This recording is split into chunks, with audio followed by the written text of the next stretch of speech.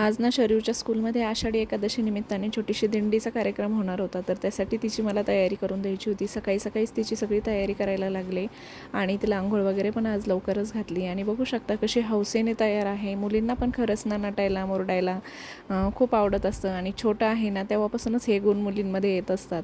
तर बघू शकता पदर घेऊन तिला बघायचा होता आणि मला म्हणत होती की मम्मा तू पाय जोड, मला तुला पदर घेऊन पाय पडायचं आहे. बघा ना, लहान मुलं खरंच किती लक्षात ठेवतात ना. कुणाचं तरी बघितलं असेल किंवा मीच कुणाचं तरी दर्शन वगैरे घेताना तिने नोटीस केलेलं असेल तर तिचं म्हणणं होतं मी पण पदर घेते आणि पदर घेऊन मी तुझं पाय पडते.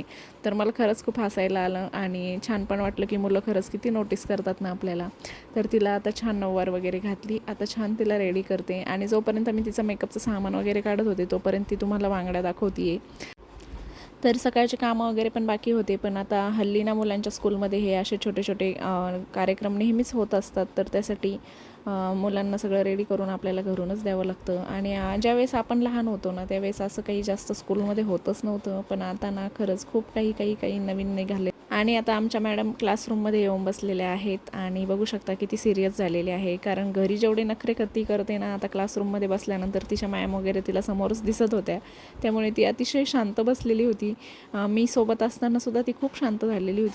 मुलं ॲटोमॅटिक सिन्सिअर होऊन जातात. तर इथे हा विठ्ठल देखील उभा होता, तर मी त्यांचं काही फोटोशूट वगैरे केलं. किती क्यूट दिसतोय ना हा पण. आणि आज स्कूलमध्ये मला ना खरंच निघावं असंच वाटत नव्हतं, कारण छोटे छोटे क्यूट मुलं आणि एवढे ते सुंदर दिसत होते ना. हसायला पण मला खूप येत होतं, कारण कुणाचे काही नखरे तर कुणाचे काही नखरे. कारण हे स्कूलमध्ये ना खूपच छोटे छोटे मुलं आहेत, म्हणजे 2.5 वर्षापासूनच आता सगळेच पॅरेंट्स मुलांना स्कूलमध्ये टाकतात. तर ते खूपच गोड असतात आणि लहान असल्यामुळं त्यांनी काही जरी केलं ना तर ते अतिशय छान वाटत असतं. तर ही पिल्लू आमची बघू शकता किती नर्वस झालेली आहे आणि शांततेत बसलेली आहे. आणि ही तिची मैत्रीण आहे बरं का.